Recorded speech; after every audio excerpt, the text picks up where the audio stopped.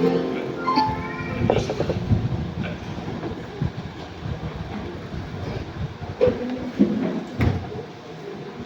check. Good afternoon po sa lahat. Makaupo na po kayo. Praise the Lord. Salamat sa kabutihan ng Panginoon. I am so blessed with all the testimonies and special song offering na ating narinig wala pa kaninang umaga hanggang ngayong hapon. So praise God sa kanyang faithfulness. And I was praying kung ano yung ipipreach ko actually when I received a message from Pastor Ben to take the afternoon service, yung preaching time. And I've been praying, considering yung request ng chairman ng family ministry regarding the subject on money, on finance. Pero ni-review ko yung aking mga notes, parang kailan na ako nagturo nun eh. Parang not too far away. So, anyway, I look at the book of Ephesians. If you would go there with me, book of Ephesians, and kanina, pagsimula pa lang ng service ng umaga, na-confirm na ito na nga ang preach ko ngayon. Ephesians chapter number 6. So we dealt on the relationship between the husband and wife.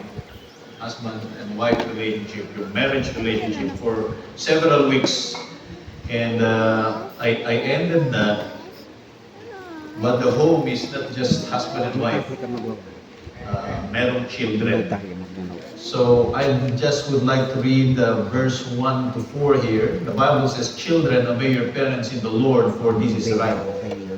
Amen, children? "Honor thy father and mother, which is the first commandment with promise, that it may be well with thee, and thou mayest live long on the earth." Verse 4, "And ye fathers, provoke not your children to wrath, but bring them up in the nurture and admonition of the Lord." This afternoon, I'd like to focus more on the verse 4. The father-children relationship.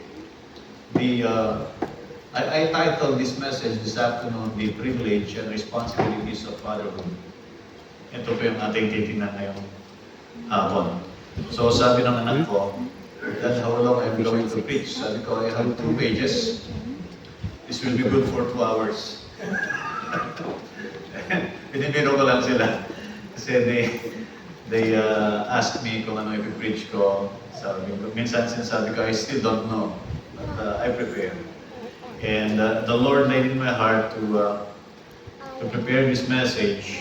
And kanina nga, na-confirm na ito when we sang the song. First song that we sang this morning is "The Faith of Our Fathers." Right? Kanina umaga. Sakto ah. And then, remember last week, in the testimonies, if I'm not mistaken, Brother Jack, he talked about godly heritage. And how that maganda yung sana ay hindi mawala, kundi maipamana natin sa ating mga anak at mga descendants yung pananampalataya natin at hindi mangyari sa atin yung nangyari sa bansang Israel as we have read in the book of Judges. And then this morning, we read Judges chapter 4. And I think si Brother Bal talked about leadership responsibility sa chapter na yun. And the responsibility falls upon the head. And in this case, it should be the man. In chapter 4, however, of the book of Judges, nakita natin na Deborah was actually the prophetess and the one making decisions, judges. Nung ipasa niya ito, sabi niya kay and this was highlighted ni JJ, ipasa niya yung responsibility to Barak, to take the leadership. Sabi ni Barak, pupunta ako kung kasama ka. And the consequence of that is sabi ni Deborah, okay, sasama ako. But know this, the glory will not be yours. The glory will be taken by a woman. The glory to conquer and kill the leader of the enemy will fall upon a woman. So napunta kay Jael. That's what we read today. So, I praise and thank God because of what He does, confirming kung ano yung dapat kong ibahagi ngayon.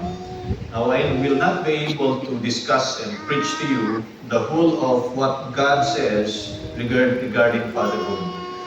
Pero nais ko lang na i-touch natin ngayong hapon ang two key points that I'd like to discuss. Number one is the privilege of fatherhood. Sinong tatay po dito? If God allowed you to become a father, it's only a privilege. Amen. Pribilehiyo lang yan. Hindi lahat po ng lalaki ay binibigyan ng pagkakataon na maging tatay. It's just a privilege and it's an honor to be given that privilege. However, yung privilege na yun ay may kasama siyang responsibilidad. So may kasama pong responsibility yan. And sadly, in our society, and even in some churches, nakakalungkot yung katotohanan na mayroong father absenteeism. And I read in Father Facts ng National Fatherhood Initiative. This was in 2013. The effects of father absence, annual review by sociologists. At sinabi doon, father absence is to blame for many of our most intractable social ills affecting children. Dahil nawawala yung tatay. The old adage, correlation does not imply causation, does not apply. So yung adage is correlation does not imply causation. Ibig sabihin, hindi ko porke may relasyon yung one thing from the other or to the other, ay yun isa ay cause o dahilan ng isang bagay. Hindi laging ganon. Pero pagdating dito, sa absenteeism ng father sa kanyang mga anak, directly related. So hindi applicable yung adage na yan.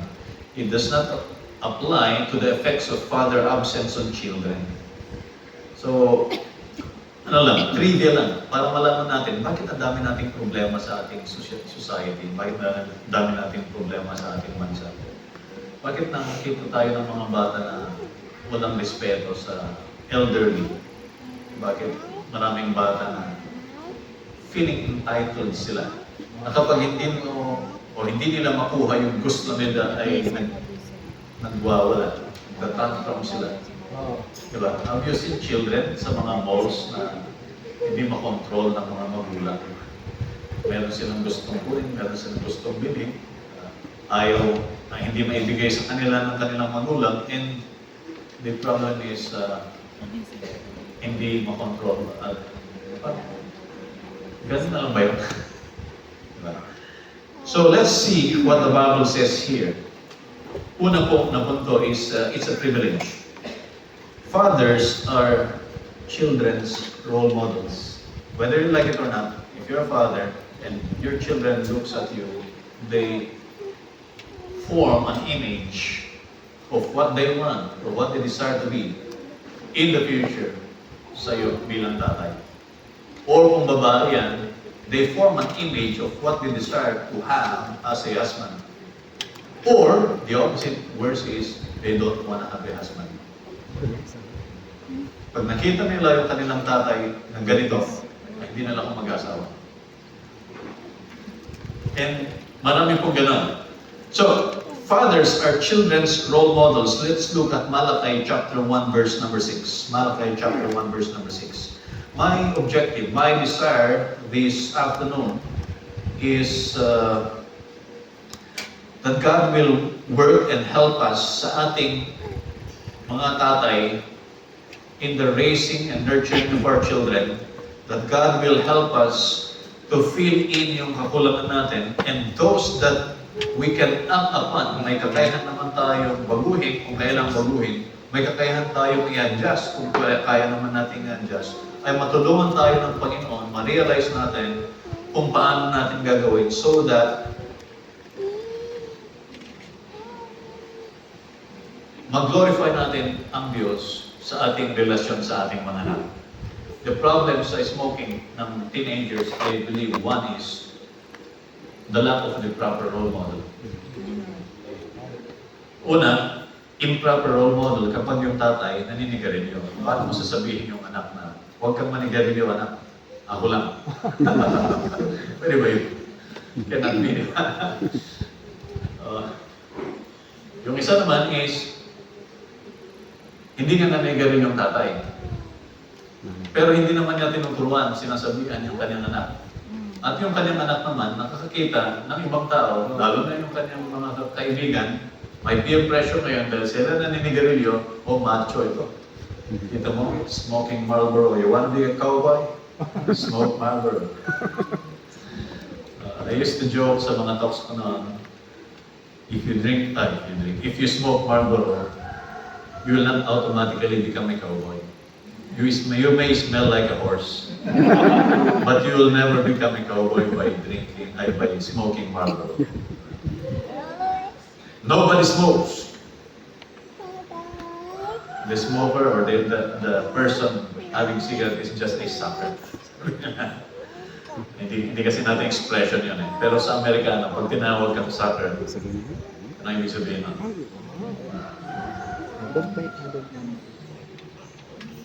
You're just a recipient of the bad things. Madali kang madaya. Madali kang maloko. Yun ang ibig sabihin. It's an expression. But that's what it means. Okay. Malachi chapter 1 verse number 6, the Bible says, a son honoreth his father, and a servant his master. If then I be a father, where is mine honor? And if I be a master, where is my fear? Saith the Lord of hosts unto you. O priests that despise my name, and you say, wherein have we despised thy name? Of course, we know that in this passage, ito na po yung nag-decline ang Israel. And as a nation, they have forgotten their God. Well, God told them that if you honor me, if you obey my commandments, I will be a father unto you. But if I be a father, sabi niya dito, where is my honor?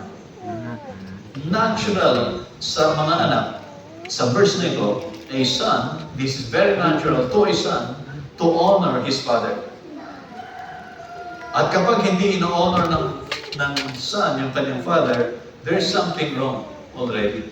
And just as our relationship, the relationship of God with Israel, there was a problem because they were no longer honoring God as their father. Meron ding problema kapag yung anak ay hindi ino-honor yung kanyang tatay.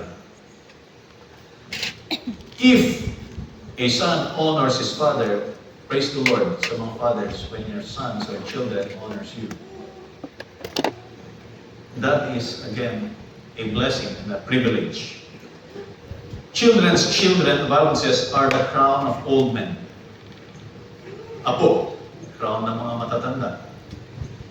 Okay. But the second part of Proverbs chapter 17 verse 6, and the glory of children are their fathers. Sorry mothers, we'll talk about motherhood sa next. But for now, the glory of children are their fathers. Pag naipagkwentuhan yung mga anak natin, sinong binibila nila na ibig sabihin? Hindi yung kanilang nanay, yung kanyang tatay. Pasensya na kayo. That's what the Bible says. The glory of children are their fathers. Amen.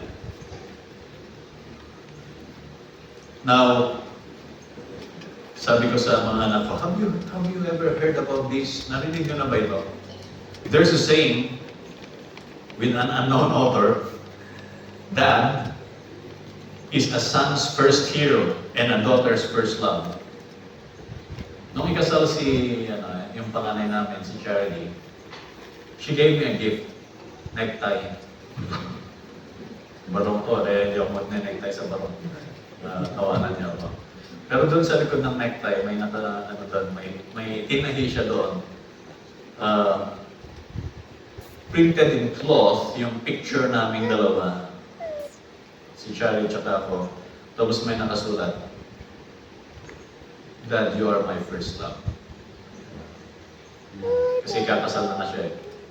So hindi si Lucas yung first love ng aking panganay, ako yung first love. Ismael ang dalawang anak kong babae. But that was the gift I received from my daughter. And that a blessing, a privilege sa ating mga magulang, lalo na sa ating mga tatay. In Proverbs 23, open your Bibles with me, Proverbs 23. May lang po itong privilege na ito. Ilang verses na. I will only look at 3 verses. Nabanggit ko na yung dalawa. Malachi chapter 1 verse 6. And the second one is Proverbs 17 verse 6. If you're writing down for your own personal study. The third verse is in Proverbs chapter 23 verse 24. Ano pong sabi dito? Proverbs chapter 23 verse 24, the Bible says, "The father of the righteous shall greatly rejoice, and he that begetteth a wise child shall have joy of him." Okay, sa mga hindi pa nakakalam, English lesson, beget. Malala niyo dun sa New Testament, is that Matthew or Luke? Yung sa genealogy ng Panginoong Jesus.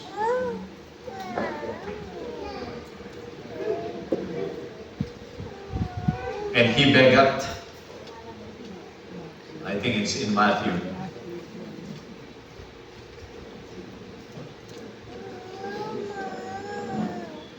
Matthew chapter 1. Notice itong word na ito na paulit-ulit.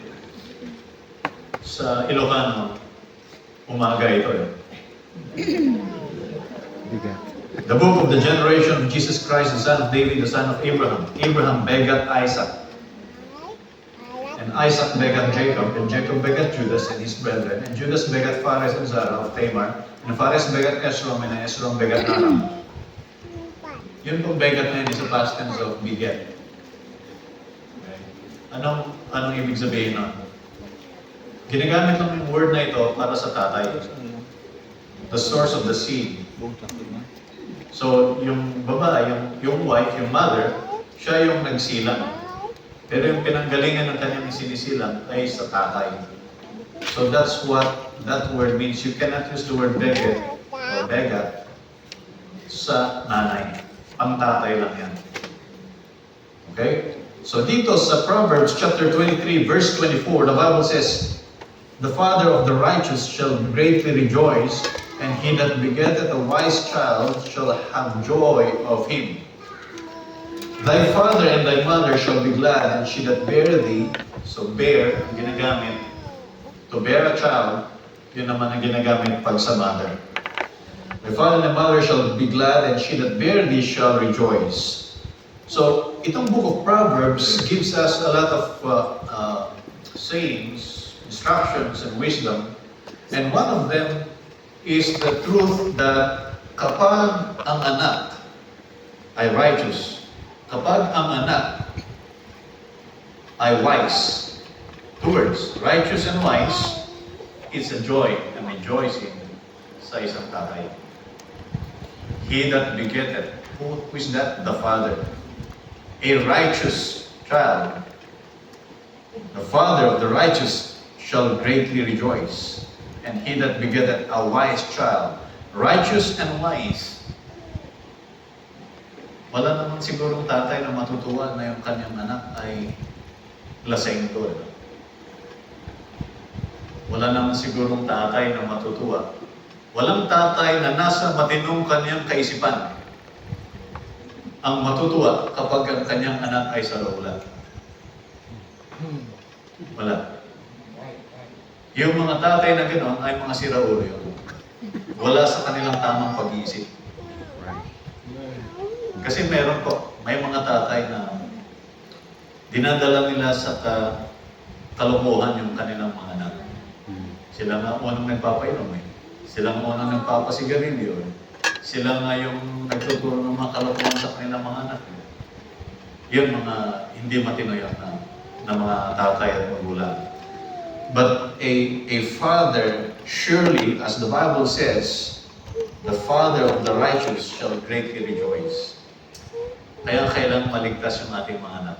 Because the only way that a child can become righteous is when the righteousness of Jesus Christ is imputed to that child. The only way that he can become wise is when truly the wisdom of God and His Word comes to the child. Other than that, wala po. Hanggang dito lang sa lupa yun. So that's the privilege of the fathers. Ayan, tapos na po yung mga punto ko. Mabilis, di ba? So, second point. Responsibility. Fathers are primarily responsible for the raising and nurturing of children. Nabasa po natin kanina, Ephesians chapter 6 verse 4, and ye fathers, provoke not your children to wrath, but bring them up in the nurture and admonition of the Lord. Hindi sinabi doon na fathers and mothers. Hindi sinabing mothers. Kundi sinabi doon ay fathers, very specific.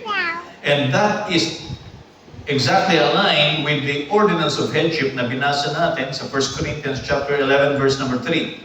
Bible says in that verse, but I would have you know that the head of every man is Christ, and the head of the woman is the man, and the head of Christ is God. The ordinance of headship is accompanied by responsibility of the head.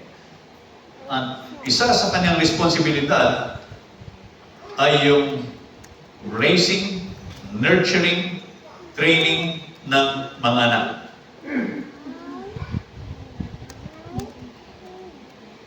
Notice po ang sabi dito, fathers, provoke not your children to wrath. I tried to scan the Word of God and see how the word wrath is used in the Bible. And there are at least two ways that God used the word wrath in the Bible. One is the wrath of man, and the second one is the wrath of God. Tingnan po natin, Galatians chapter 5, verse number 20. Mabilis na po to. Galatians 5, verse 20, the Bible says,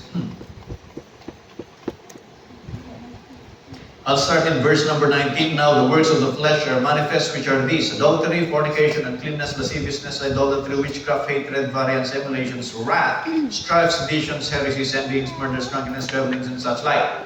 So, the works of the flesh are enumerated. Ito na yung mga iba't ibang mga kasalanan. Sexual sins and other sins, and among these, nandito po yung wrath. What is this? This is the wrath of man, which is not good.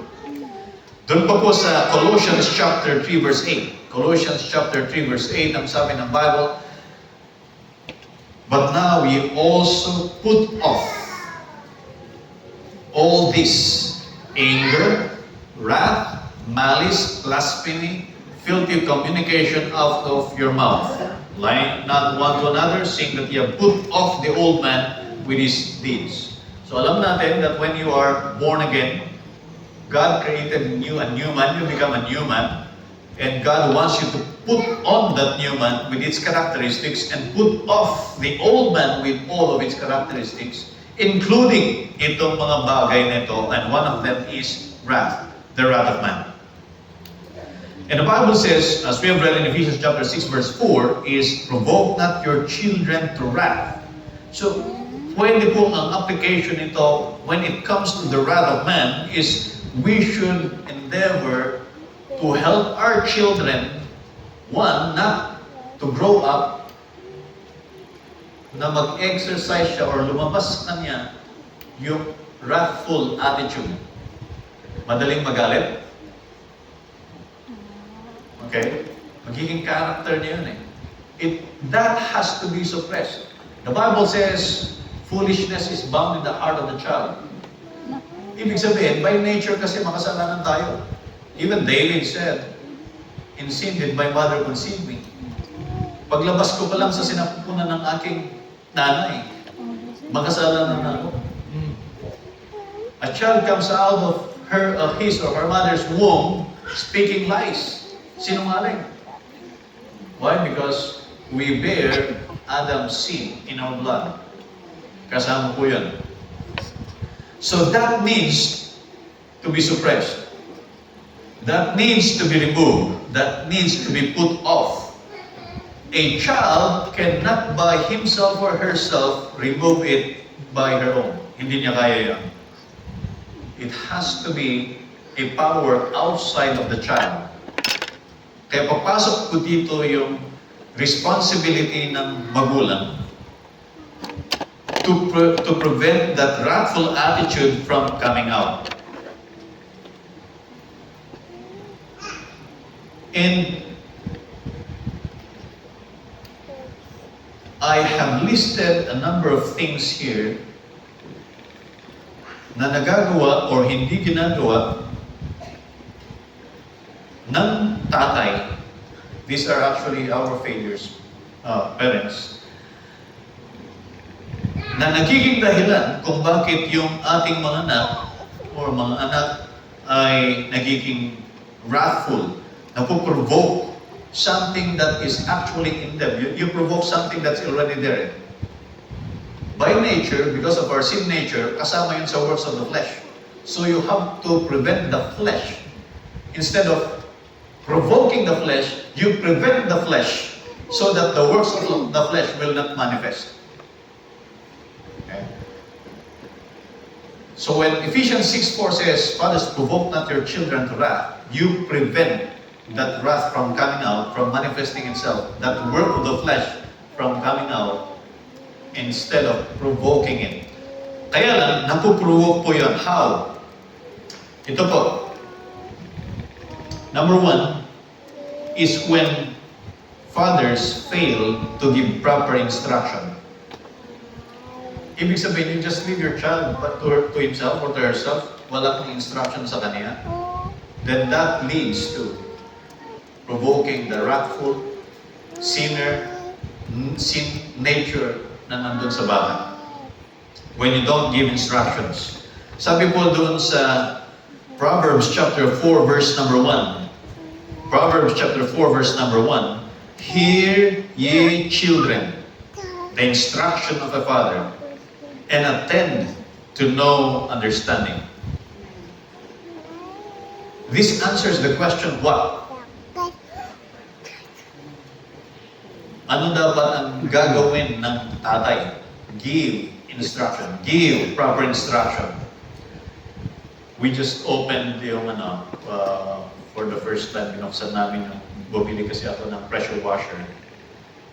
And then, binasa ko muna yung manual before I assembled it. Hindi nakita, hindi nabasa ni JJ kung paano gamitin. So I just gave him the instruction kung paano gamitin.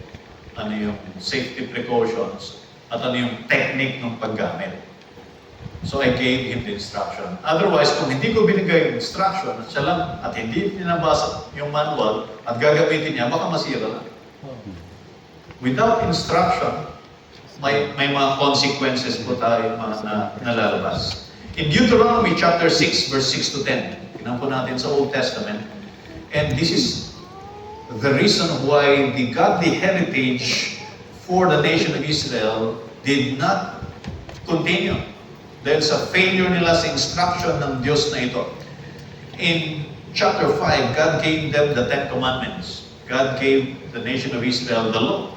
In chapter 6, He gave the instruction in verse number, yung summary ng law, the first part of the 10 Commandments is actually in verse number 5. And then He gives after that the instruction sa mga parents. I'll start with verse number 5. Deuteronomy chapter 6 verse 5, the Bible says, "And thou shalt love the Lord thy God with all thine heart and with all thy soul and with all thy might. And these words which I command thee this day shall be in thine heart. And thou shalt teach them." Thou shalt teach them. This tells me this is a deliberate act ng parents, especially the father, to teach yung children. "Thou shalt teach them diligently unto thy children, and shalt talk of them when thou sittest in thine house," habang kumakain, habang nagkikwentuhan, habang naglalaro. Sabi ng Bible, "Teach them diligently unto thy children, and shalt talk of them when thou sittest in thine house, and when thou walkest by the way."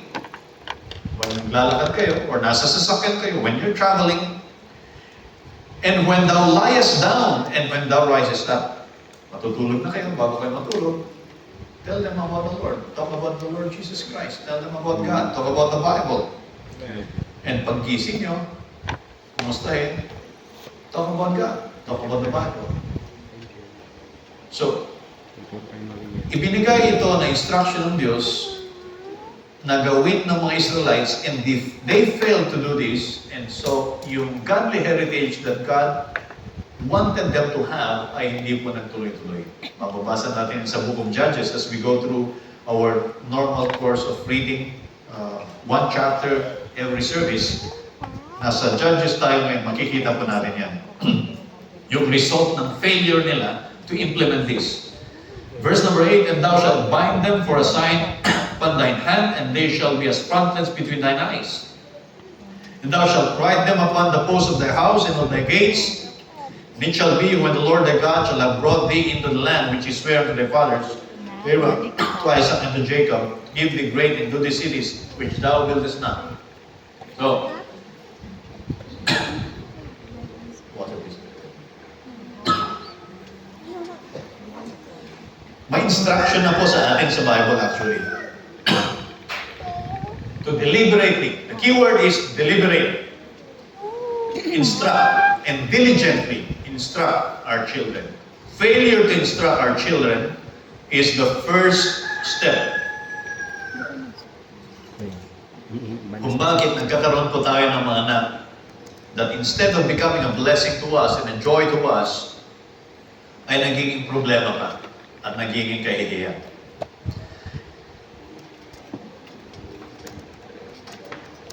In Proverbs chapter 22 verse 6, I know that we are very familiar sa verse na ito.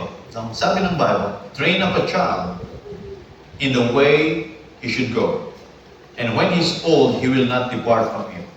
The second failure ng fathers, una, failure to give proper instruction, that answers the question, what? And second is the failure to train them while they are yet children. Failure to train them while they're still young. Kasi ang training po dun sa bata, once na malaki na yan, nakadevelop na siya ng attitude, nakadevelop na siya ng habits, nakadevelop na siya ng character, napakahirap na. Malaki na eh. Matigas na. So, naalala ko tuloy, si JJ is, tinitreat yung kanyang ngipin. And sa discussion namin, I think yesterday or the other day, it started when he was still 13 years old. Kasi yung bite niya, malalim. So it has to be adjusted. So, ang ginawa is ginamitan siya ng instrument or appliance para ma-adjust so that tumama yung, nang maganda yung bite niya. Yung pinsan niya, kasama namin, ang sabi na sa kanya ng doktor, hindi na appliance ang pwede. Kailangan ng surgery.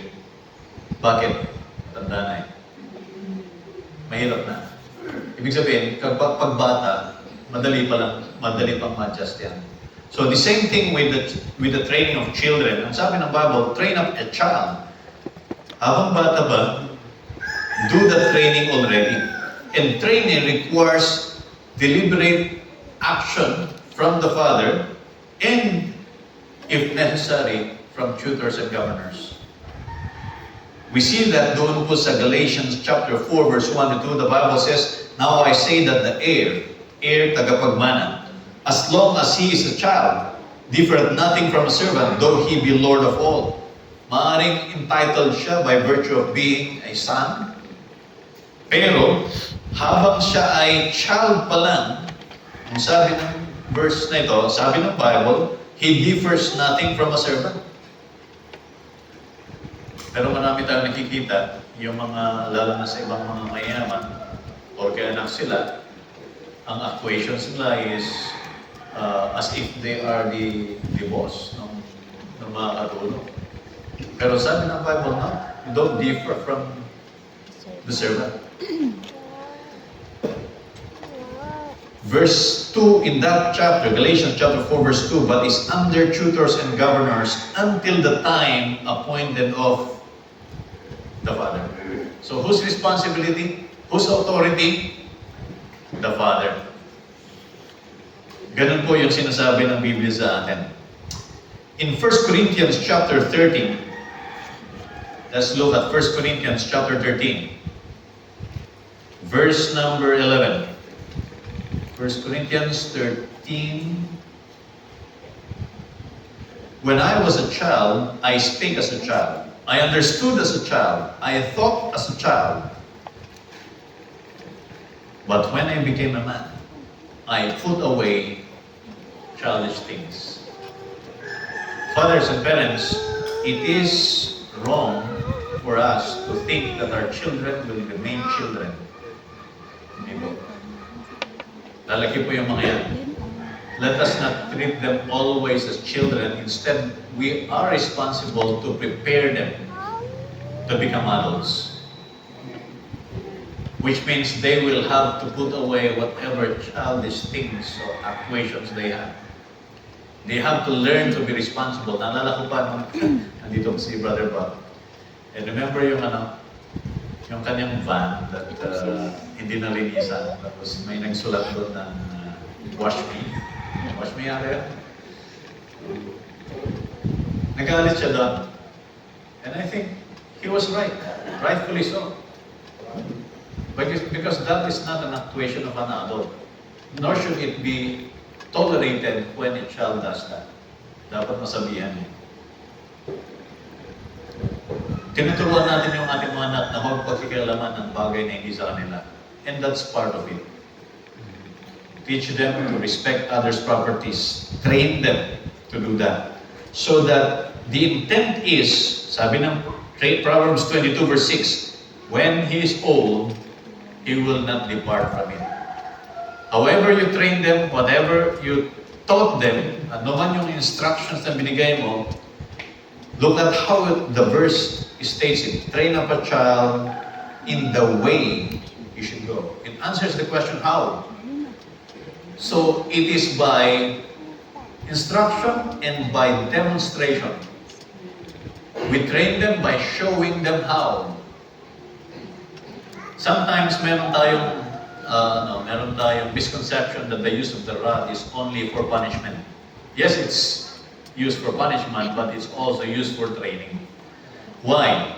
Because the child do not understand consequences automatically until he feels the pain. Hanggat hindi na nararamdaman yung pain, ay hindi niya maintindihan yung consequence. And that's why there's so much rebellion nowadays. There's so much feeling of entitlement, prideful ng mga bata, unthankful. Why? Kasi hindi nila naranasan yung pamalo. So first, failure of parents, especially ng fathers, is the failure to give proper instruction. Second is the failure to deliberately train when they are yet children. Pangatlo po, failure to punish disobedience. Failure to punish disobedience. Pinapalampas. The truth is, when a father doesn't punish yung disobedience, rebellious attitude ng kanyang anak, he loves himself more than his child. Why do I say that? Kasi hindi naman madaling pumalo ng anak. Masakit sa'yo yun eh. Ayaw mong makitang nasasaktan yung anak mo kasi mas ikaw ang nasasaktan. So you don't want to hurt, actually, not the child, but yourself. You don't want to take yung emotional pain na magkaroon ng ma-inflict ang pain sa iyong anak. So you just let it go. And sadly, the consequence of that is hindi maintindihan ngayon ng bata na, oh, mali pala yun. Kasalanan pala yun. And kapag pinalampas mo ulit the second time around, he will develop a habit na, anyway, I can get away with it. Sabi ng Proverbs chapter 22 verse 15. Tingnan po natin. Marami tayong verse na titingnan dito. Proverbs chapter 22 verse 15.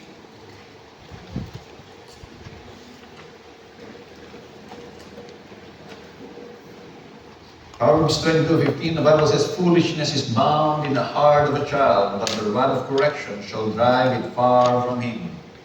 You see, I was listening to the answers of my children sa mga questions ni Pastor Ben. And I praise and thank God that personally I experienced the mercy and the grace of God sa aking buhay. Because I could also exercise mercy and grace and patience. God was so patient with me that it took more than 8 years before He saved my soul. Or before I responded dun sa Kanyang ginawa para sa akin.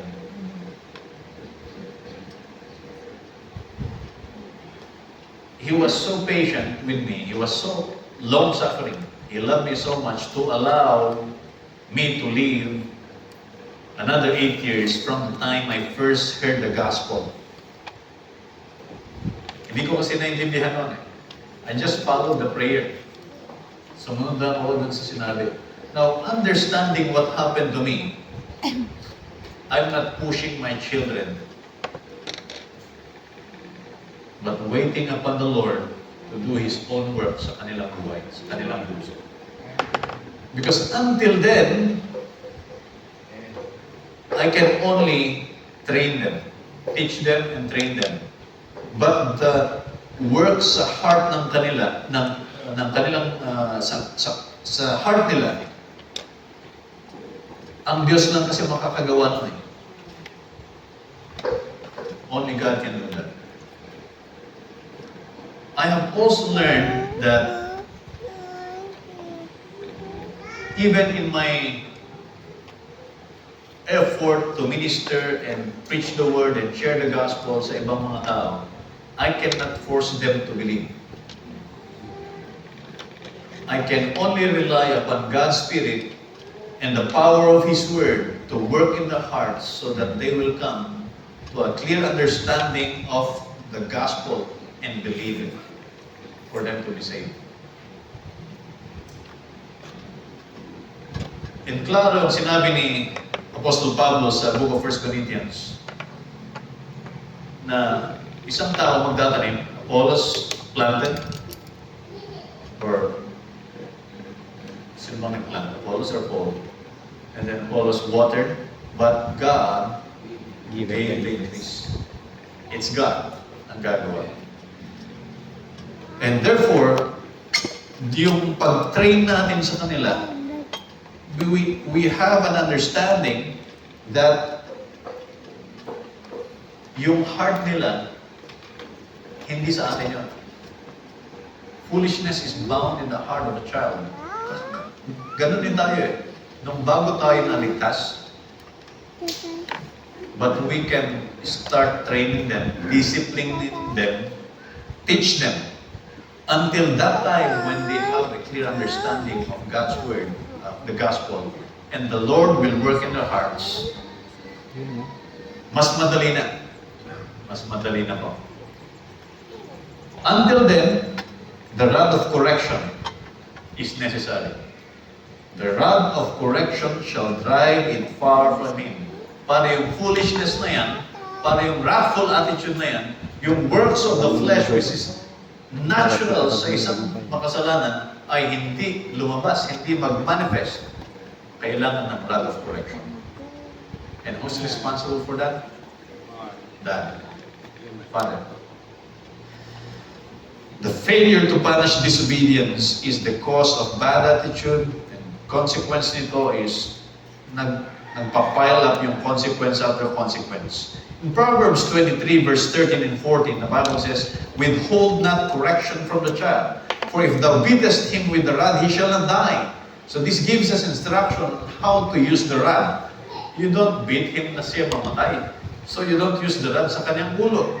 Hindi mo gagamitin yung rod sa parts ng kanyang katawan that will give him permanent physical disability or damage.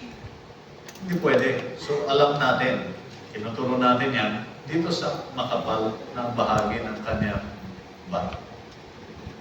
Amen? Such that he will feel the pain or she will feel the pain, but hindi siya physically madadamage. In verse 14, the Bible says, "Thou shalt beat him with the rod and shalt deliver his soul from hell." How is that? Paano nangyayari yun? Because he will understand the consequence of sin. Kahit ilang beses mong sabihin sa kanya, the wages of sin is death. Wala siyang point of reference, wala siyang comparison. Ano ba yung sinasabi niyong impyerno? Yung sarap-sarap ng buhay ko dito eh. Kahit anong gawin ko, wala naman akong nare-receive na punishment. So, failure to punish disobedience results in children being provoked to wrath.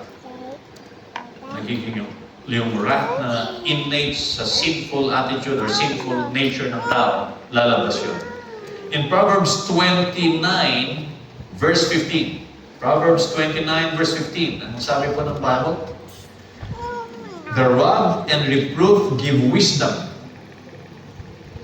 See? The rod give wisdom. But a child left to himself bringeth his mother to shame. Mothers, you have a part. Although fathers yung accountable dito and has the primary responsibility sa training and nurturing ng children, but mothers have a part in this as well.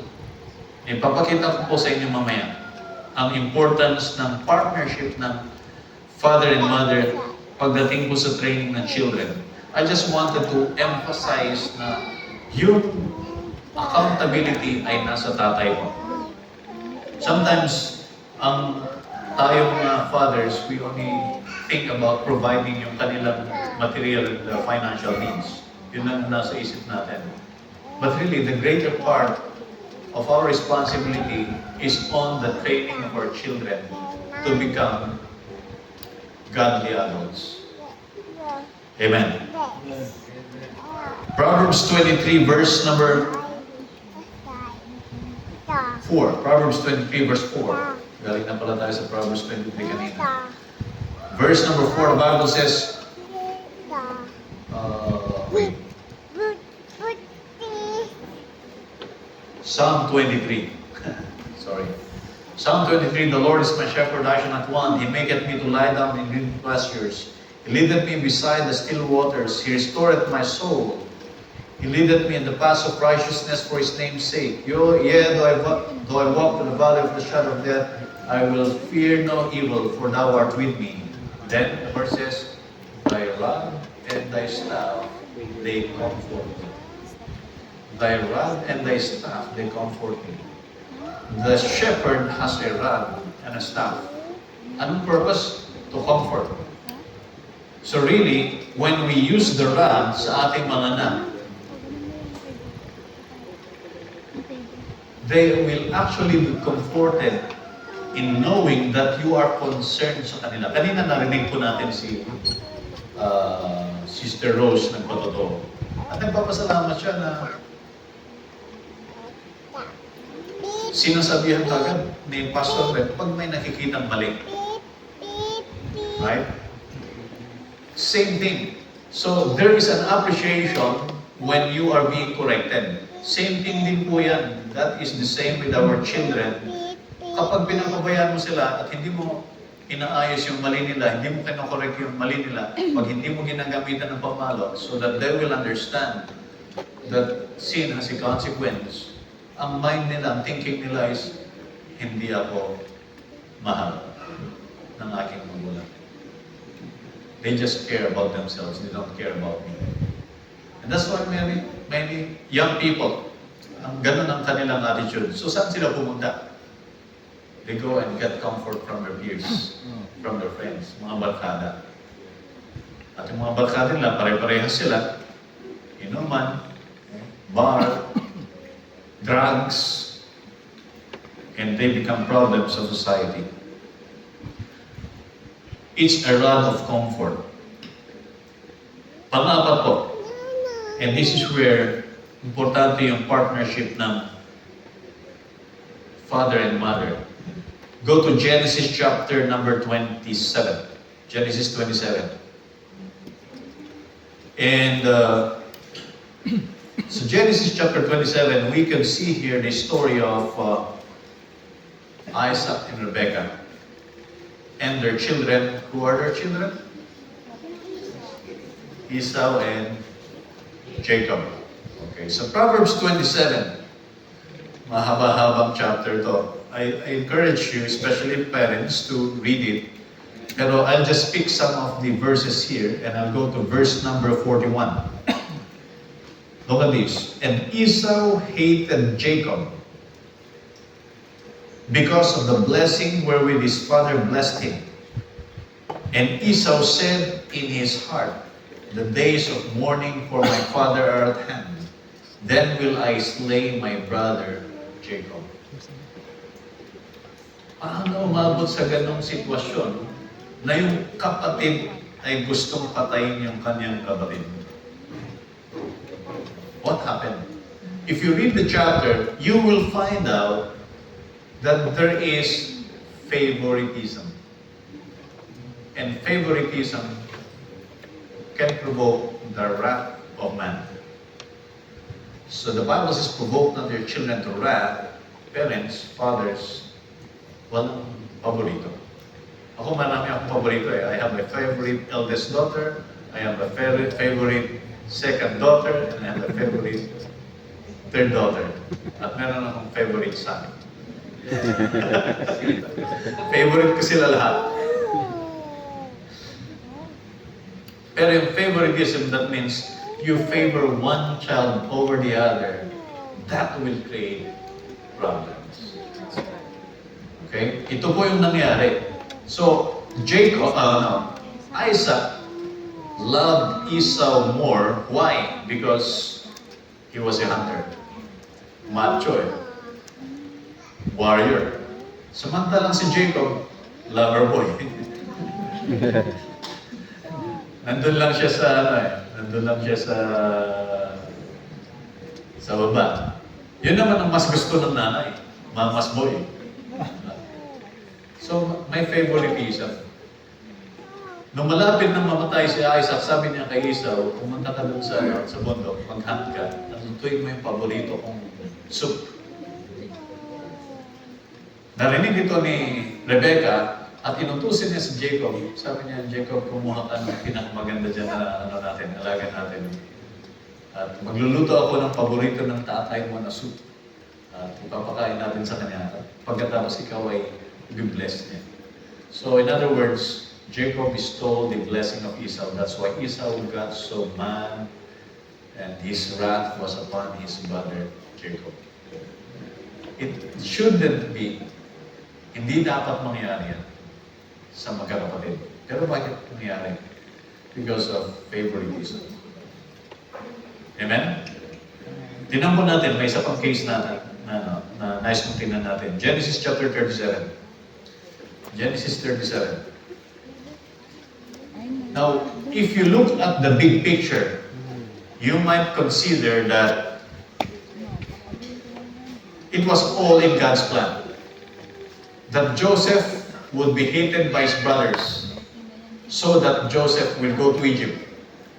And God will fulfill all his plans regarding that nation going into Egypt, and then he would manifest his power by bringing them out of Egypt later.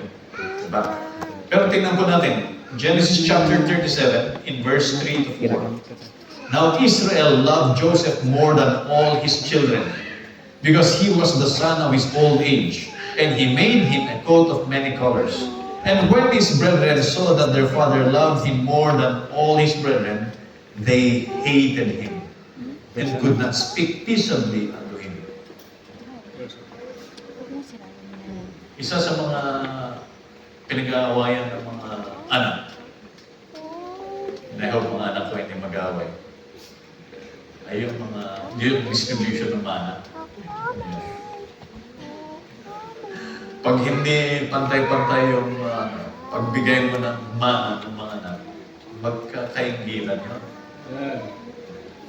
Dito, hindi naman mana, but the treatment of Jacob was not the same to all his children. Naging favorite niya si Joseph. Siguro mabait si Joseph, kaya paborito niya. Mga Joseph sa Bible, mabait niya.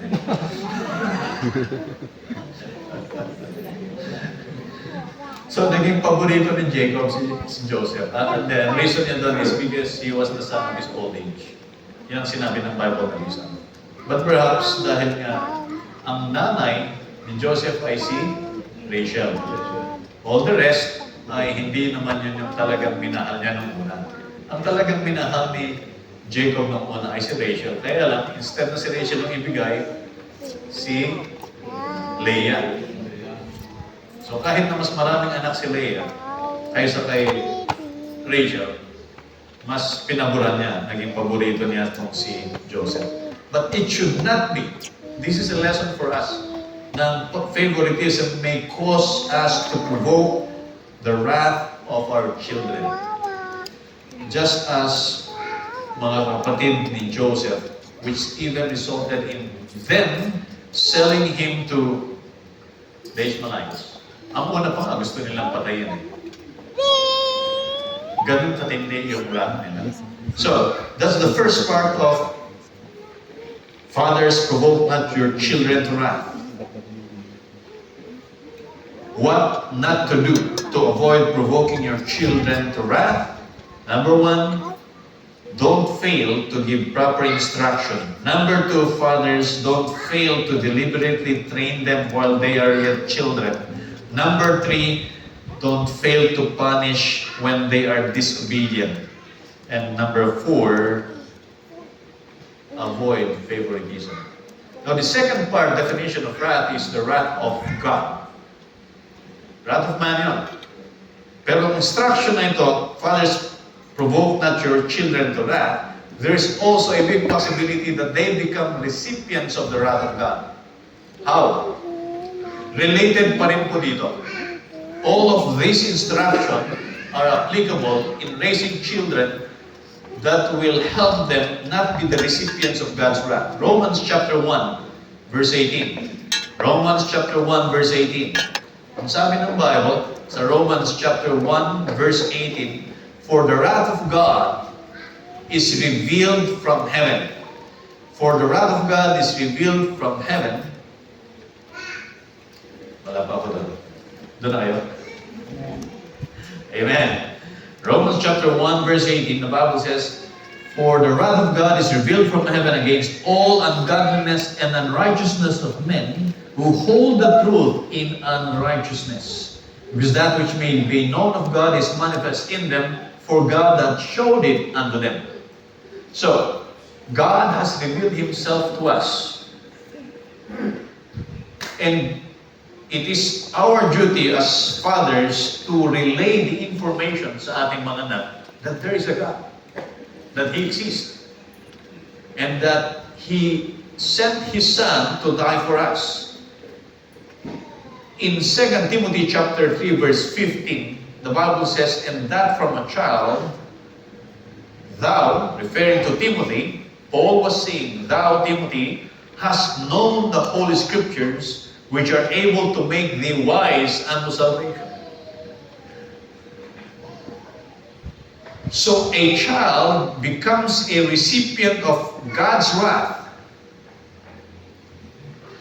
when the fifth failure ng parents, ng fathers especially, when they fail to teach the child the Holy Scriptures. Magiging recipient yan ng wrath of God. Anong sabi dito? Anong sabi ng Romans chapter 1, verse 18? The wrath of God is revealed from men against all ungodliness and righteousness of men. Look at verse 13. Backbiters, haters of God, despiteful, proud, boasters, inventors of evil things, disobedient to parents. So when you fail to punish disobedience, yung child na yan ay ma-develop sa kanya yung okay lang na mag-disobey, okay lang na hindi sumunod. And the wrath of God is against those children who are disobedient to parents. Without understanding, covenant breakers, without natural affection, implacable and merciful, who knowing the judgment of God, that they which commit such things are worthy of death, not only do the same, but have pleasure in them that do them. So wrath brings death. At yung ating mga anak, pag hindi sila maturuan ng Bible, hindi maituro sa kanila yung scriptures, hindi maituro sa kanila ang gospel para sila maligtas, mananatili yung wrath of God sa kanila. Okay. Fathers, provoke not your children to wrath.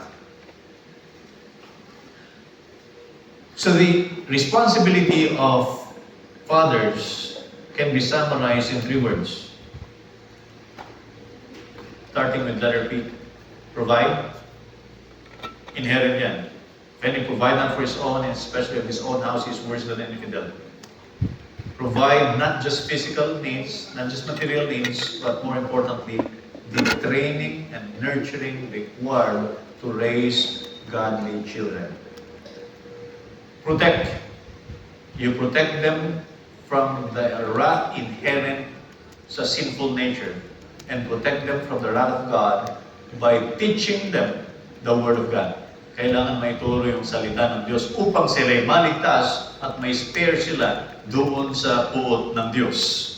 And pangatlo po, prepare.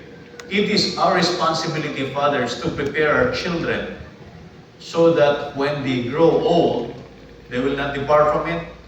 They will not remain as children. They will put away childish things and they will act like responsible adults. When I did a presentation sa mga tao namin doon sa Cebu, I was sharing the Bible with them. Tapos I was discussing these things as well sa kanila. At pinakita ko yung picture namin ni Charity when just before the wedding, bago ko ibigay siya sa kamay ni Lucas. At ang caption doon was, the father's responsibility, my responsibility to Charity stops here. Tapos na yan. Adult na siya eh. And I am now giving over the responsibility as her cover. Yung coverture relationship namin ay malilipat na sa kanyang asawa. I don't have any responsibility sa kanya pagdating sa mga bagay na ito na nire-require ng Diyos sa akin bilang tatay. Tapos na yan. Those responsibilities end when I have given her to the man that will take over that responsibility. So, father's responsibility ends when children get married and create their own homes and build their own homes. Hanggat hindi nangyayari yun, at nandun pa siya sa poder ko, then my children, I am responsible sa kanila. Now, we know that not all men have their own fathers. Hindi po, wala. But I just praise the Lord kasi sabi rin sa kanyang salita, God that said the solitary families. And even when you don't have a physical, a human father, maaaring whatever case it may have been, that you have been abandoned or namatay yung father mo, you can have a heavenly father. Amen. A father that's much greater, much more responsible to provide all that you need. But until you are saved, your father is the devil. John chapter 8 verse 44, the Bible says, "Ye are of your father the devil, and the lust of your father he will do. He was a murderer from the beginning, and abode not in truth, because there is no truth in him. When he speaketh a lie, he speaketh of his own, for he is a liar and the father of evil." Sabi naman ba, hindi, lahat naman tayo tatay natin ng Diyos. Hindi ba?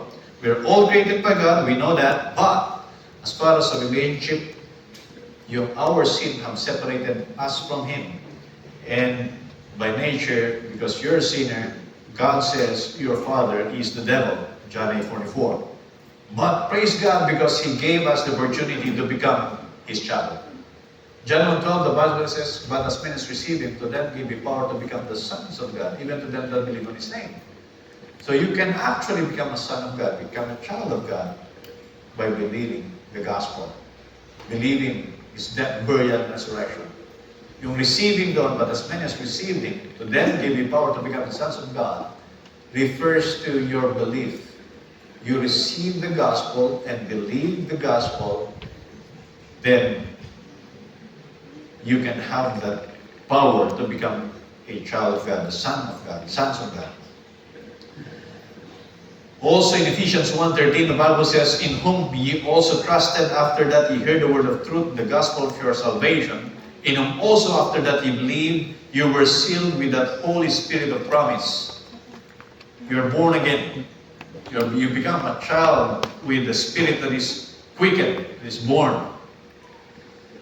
You can be adopted to the family of God. You become a child of God by adoption through the Holy Spirit. Nabasa natin kanina ng Galatians chapter 4, verse 1 to 4, but I'd like to read in verse 4 to 6 rather. 1 and 2 nabasa natin. The Bible says, "But when the fullness of the time was come, God sent for His Son, made of a woman, made under the law, to redeem them that were under the law, that we might receive the adoption of sons. And because ye are sons, God hath sent forth the Spirit of His Son into your hearts, crying, Abba, Father." You can call God your Father. Whatever your situation is, ano man yung background mo, saan ka man nanggaling, galing ka man sa squatter, galing ka sa godly family, your state is still as a sinner. I mean, your standing is still as a sinner until you believe the gospel. You're still a child of the devil until you believe the gospel. Once you believe the gospel, that's when you are adopted into God's family through the Holy Spirit of God. For as many as led by the Spirit of God, they are sons of God. For ye have not received the spirit of bondage again to fear, but ye have received the Spirit of adoption, whereby we cry, Abba, Father. The Spirit itself beareth witness with our spirit that we are the children of God. That's in Romans chapter 8, verse 14 to 16. So, ang galing ng Panginoon. Kasi, sabi ng iba, parang wala akong pag-asa. Wala namang nag-train sa akin. Di ba? May pag-asa. Dahil may Panginoon at may ibinigay siyang pamamaraan upang tayo ay kanyang maging anak. Let me end with the saying from Thomas Jefferson, who said, "I have always said and always will say that the studious perusal of the Bible will make better citizens, better fathers, amen, and better husbands." Ibig sabihin, what we need is the Word of God. When was that? Thursday? Or, yeah, Friday. Kinausap namin yung pamangkin ni Sister Judy at yung kanyang fiancé. And we talked to them about the Bible, yung marriage according to God's Word. And one of the things that we told them is, what kept us, me and my wife, in our marriage relationship, ganito, is because of God's Word. Kung wala ito, we don't know where we are. We'll be like anybody else, maaaring nasira ang kanilang pamilya. Sabi kanina ni Brother JP, hindi naman sweeter every day. I don't know, nakuha ko yung statement niya, na we have a song that's sweeter every day, pero sometimes hindi raw laging sweeter every day. Ako hindi. I always wanted to see everything in its ideal form. So in my marriage and my relationship with my children, I want it to be sweeter every day. I want it to be, they live happily ever after. It's not a fairy tale. It is God's will. It is God's will. Amen? Kaya lang nagiging fairy tale kasi inilagay mo na sa isip mo dahil sa mga napapanood natin na yung living happily ever after is a fairy tale. But truly, yun ang will ng Panginoon. Yun ang gusto ng Panginoon. Amen? Sabi ko din sa mga pupunta sa akin, nagpapakounsel, sabi nila, "Sir, ang hirap eh." Yun ang mali mo. Nilagyan mo kagad sa isip mo na mahirap. Ibig sabihin, sa simula pa lang, talo ka na. O, gano'n. Lalo na pag Kristiyano ka. Because we already have victory in Christ. You already defeated the worst enemy that we could ever have. So we can be assured of victory on a daily basis. It's just that we should obey. So, fatherhood, the privilege and responsibilities of fatherhood. Let's pray. Our gracious and loving God, salamat po sa hapon ito. Thank you, Lord, for your words. Lord, we thank you. We are grateful that you have not left us without any clue on how to live our lives. And as fathers, kami po mga men dito, and even those who are not yet married, even those who have no children yet, na mga men namin, Panginoon, even the younger men, Lord, I know na we all need guidance and instructions from you on how to go about our responsibilities as fathers, and we are grateful that you have given us your word, Panginoon. Would you help us sa aming mga kakulangan, sa aming limitations, Father? And would you help us, Lord, not to succumb to the devil's temptation telling us that we cannot do it. Lord, help us so that we may follow your desire in our lives, and may you help us raise godly men, godly children who will honor you. And I pray this, Lord, with thanksgiving in the most precious and holy name of our Savior Jesus Christ. Amen. Amen. Amen.